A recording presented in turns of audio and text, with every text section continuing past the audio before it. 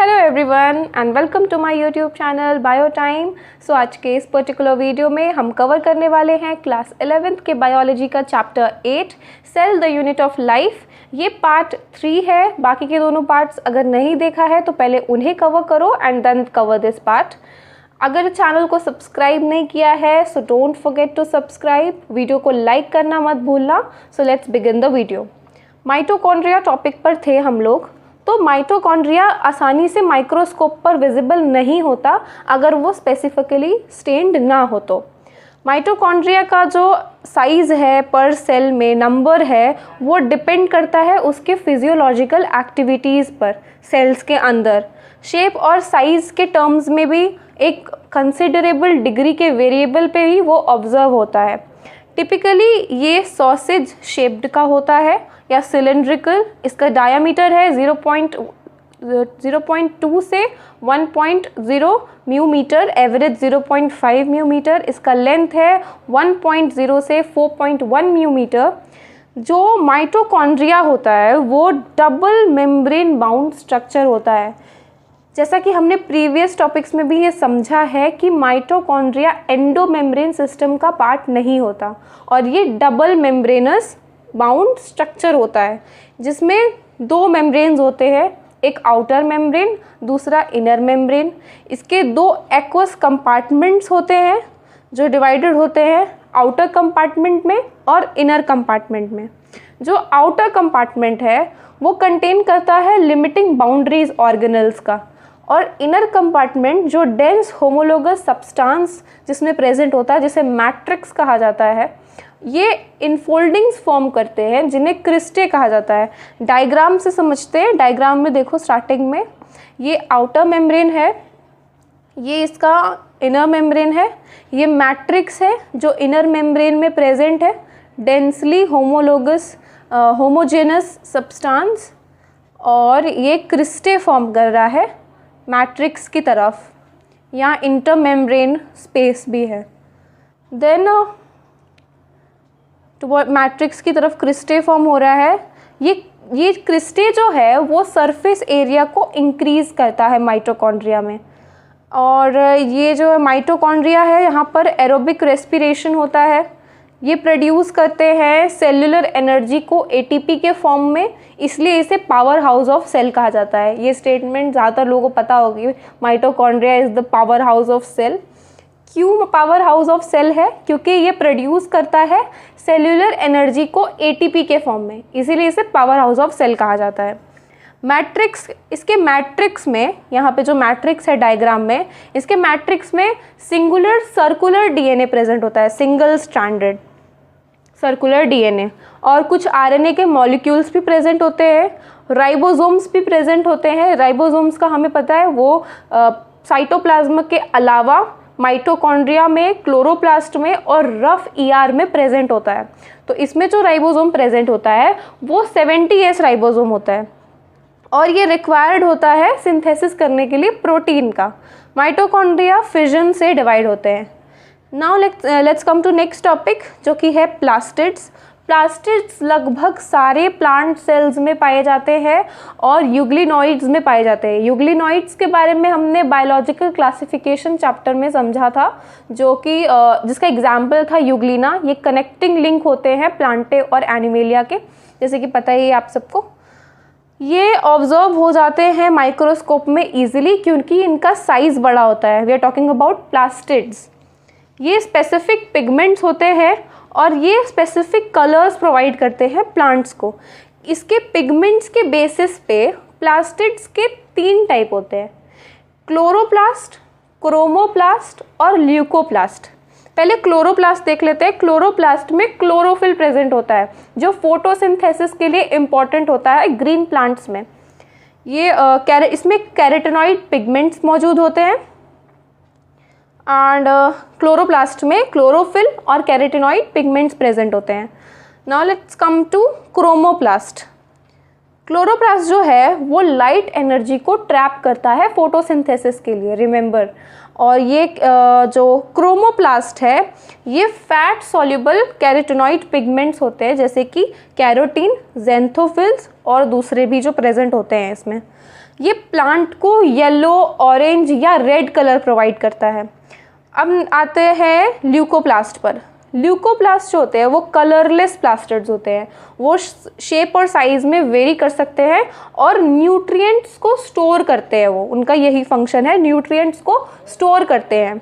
Now इसके भी 3 parts हैं, अमाइलोप्लास्ट, इलायोप्लास्ट और एल्यूरोप्लास्ट।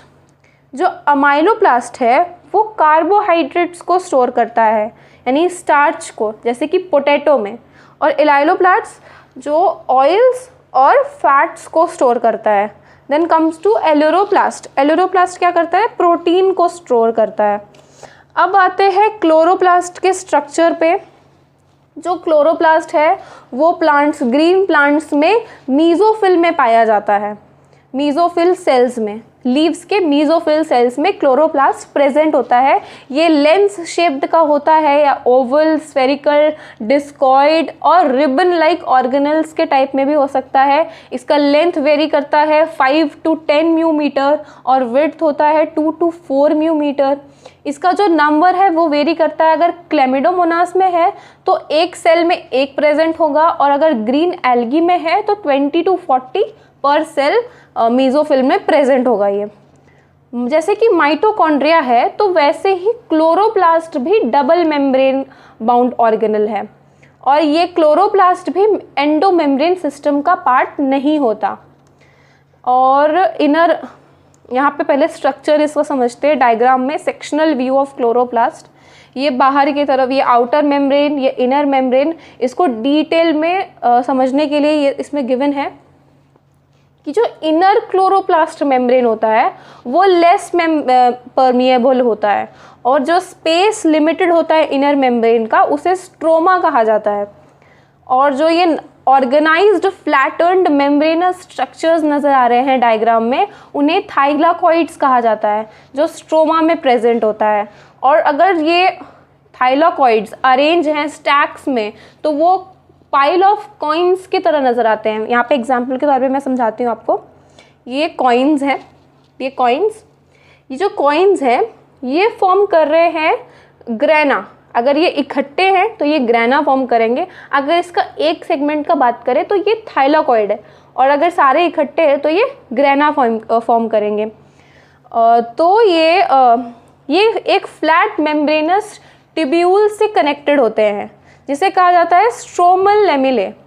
जो दोनों ग्रेनाज हैं, मान लो ये एक ग्रेना है, ये दूसरा ग्रेना है, अगर ये दोनों ग्रेना किसी चीज़ से कनेक्टेड है तो उसे स्ट्रोमल लेमिले कहा जाता है। देन ये कनेक्ट करता है थाइलाकॉइड्स को अलग अलग ग्रेना के। मेम्ब्रेन जो है थाइलाकॉइड्स से वो एक स्पेस एनक्लोज करता है जिसे ल्यूमन कहा जाता है। जो क्लोरोप्लास्ट का स्ट्रोमा है उसमें वेरियस एंजाइम्स प्रेजेंट होते हैं जो कार्बोहाइड्रेट्स और प्रोटीन के सिंथेसिस में इस्तेमाल होते हैं। ये इनमें छोटे double stranded circular DNA present होते हैं, जबकि माइटोकॉन्ड्रिया में single stranded circular DNA present था, तो इसमें double stranded circular DNA present है। इसमें राइबोसोम्स भी प्रेजेंट होते हैं, क्योंकि राइबोसोम साइटोप्लाज्म के अलावा माइटोकॉन्ड्रिया और क्लोरोप्लास्ट और रफ ईआर पर प्रेजेंट होते हैं, रिमेंबर दैट। और इसमें जो राइबोसोम प्रेजेंट होता है वो 70S राइबोसोम होता है। माइटोकॉन्ड्रिया में भी 70S राइबोसोम होता है, लेकिन जो साइटोप्लाज्मिक राइबोसोम है वो 80S होता है। क्लोरोफिल पिगमेंट्स जो हैं, ये क्लोरोफिल के पिगमेंट्स भी प्रेजेंट होते हैं थाइलाकॉइड्स में। Then we come to ribosomes. Ribosomes के बारे में गिवन है यहाँ पे डिटेल्ड में कि ribosomes non membrane bound organelles होते हैं। ये हमने पिछले टॉपिक्स में समझा है, ribosomes non membrane bound organelles होते हैं। राइबोसोम्स ग्रैनुलर स्ट्रक्चर्स हैं जो इलेक्ट्रॉन माइक्रोस्कोप में देखे गए जॉर्ज पलाडे के द्वारा। जॉर्ज पलाडे जो साइंटिस्ट हैं उन्होंने पहली बार राइबोसोम्स को देखा था इलेक्ट्रॉन माइक्रोस्कोप में 1953 में। ये कंपोज्ड होते हैं आरएनए से, राइबोन्यूक्लिक एसिड से, प्रोटीन से, और इनमें कोई मेम्ब्रेन नहीं होता, इसलिए नॉन मेम्ब्रेन बाउंड ऑर्गेनल्स कहा जाता है इसे। यूकैरियोटिक राइबोसोम्स 80S होता है, वाइल जो प्रोकैरियोटिक राइबोसोम होता है वो 70S होता है। जो राइबोसोम्स होते हैं ना वो 2 सब यूनिट से फॉर्म होते हैं, एक लार्जर सब यूनिट, एक स्मॉलर सब यूनिट। ये स्मॉलर सब यूनिट नीचे की तरफ होगा तो ऊपर की तरफ लार्जर सब यूनिट होगा, दोनों कंबाइन होकर राइबोसोम फॉर्म करेंगे। सो ईच राइबोसोम हैज़ 2 सब यूनिट्स, ये हमने समझ लिया। एक सब यूनिट है 80S राइबोसोम जो डिवाइड होता है 60S और 40S में, और जो 70S राइबोसोम है वो 50S और 30S में डिवाइडेड होता है। ये S क्या है? ये S है सेडिमेंटेशन कोफिशिएंट। इसे ज़्यादा डिटेल में नहीं जानना है क्योंकि ये मेजरमेंट होता है डेंसिटी और साइज़ के बेसिस पे, ये कांस्टेंट है एक। सो दोनों ही 70S और 80S राइबोसोम 2 सब यूनिट्स बनाते हैं। Now let's come to cytoskeleton. Cytoskeleton एक फिलामेंटस प्रोटीनेशियस स्ट्रक्चर है जिनमें माइक्रोट्यूब्यूल्स प्रेजेंट होता है, माइक्रोफिलामेंट्स और इंटरमीडिएट फिलामेंट्स प्रेजेंट होता है साइटोप्लाज्म में, जिसको कलेक्टिवली साइटोस्केलेटन कहा जाता है। ये बहुत सारे फंक्शंस में रिक्वायर्ड होते हैं, जैसे कि मैकेनिकल सपोर्ट प्रोवाइड करना, मोटिलिटी प्रोवाइड करना, शेप मेंटेन करना सेल को। Now let's come to next topic, cilia and flagella। cilia और flagella ये हेयर लाइक आउटग्रोथ्स होते हैं सेल मेम्ब्रेन में। cilia जो है वो छोटे स्ट्रक्चर्स होते हैं, वो सेल के मूवमेंट में भी हेल्प करते हैं और सराउंडिंग के फ्लूइड भी होते हैं वो। फ्लैजेला cilia के कंपैरिजन में लॉन्गर होते हैं और सेल के मूवमेंट में रिस्पॉन्सिबल होते हैं। प्रोकैरियोटिक बैक्टीरिया जो है उसका जो फ्लैजेला होता है वो स्ट्रक्चर में अलग होता है यूकैरियोटिक फ्लैजेला से। इलेक्ट्रॉन माइक्रोस्कोप में जब स्टडी किया गया सीलियम और फ्लैजेलम को तो ये शो हुआ कि ये प्लाज्मा मेम्ब्रेन को कवर करके रखते हैं और इनके कोर को एक्सोनेमे कहा जाता है। एक्सोनेमे में 9 doublets peripheral microtubules radially arranged होते हैं, 9 होते हैं इसलिए 9 डबलेट्स कहा जाता है उन्हें, और एक सेंटर में पेयर में सेंट्रली लोकेटेड माइक्रोट्यूब्यूल्स होता है। डायग्राम पे अच्छे से समझते हैं, ये डायग्राम है, डायग्राम में ये पेरिफेरल माइक्रोट्यूब्यूल्स है और ये 9 है नंबर्स में, और सेंटर में सेंट्रल माइक्रोट्यूब्यूल प्रेजेंट है और कॉर्नर्स उसके रेडियली अरेंजमेंट के साथ 9 डबलेट्स प्रेजेंट है। नेक्स्ट है कि अरेंजमेंट, एक्सोनेमल माइक्रोट्यूब्यूल्स के अरेंजमेंट को 9+2 एरे कहा जाता है, जो एनक्लोज्ड होता है सेंट्रल, एनक्लोज्ड होता है सेंट्रल, ये नेक्स्ट लाइन है, सेंट्रल ट्यूब्यूल्स। सेंट्रल ट्यूब्यूल्स जो है वो ब्रिजेस के द्वारा कनेक्टेड होता है और एनक्लोज होता है सेंट्रल। डायग्राम पे चलते हैं, डायग्राम पे देखो, जो ये दोनों सेंट्रल माइक्रोट्यूब्यूल हैं ये दोनों एक ब्रिज से कनेक्टेड है और एनक्लोज्ड है एक सेंट्रल शीथ से, और जितने भी ये ट्यूब्यूल्स हैं पेरिफेरल माइक्रोट्यूब्यूल्स हैं जो डबलेट्स हैं उसमें जो एक सिंगल ट्यूब्यूल है उनसे एक स्पोक निकला हुआ है जो कनेक्ट हो रहा है सेंट्रल शीथ में। उस स्पोक को कहा जाता है रेडियल स्पोक, जो कनेक्ट करता है ये एक सिंगल ट्यूब्यूल को सेंट्रल शीथ से जो कनेक्ट करता है। ये 9 इन नंबर है, ये रेडियल स्पोक्स भी 9 इन नंबर हैं एंड 9 रेडियल स्पोक्स।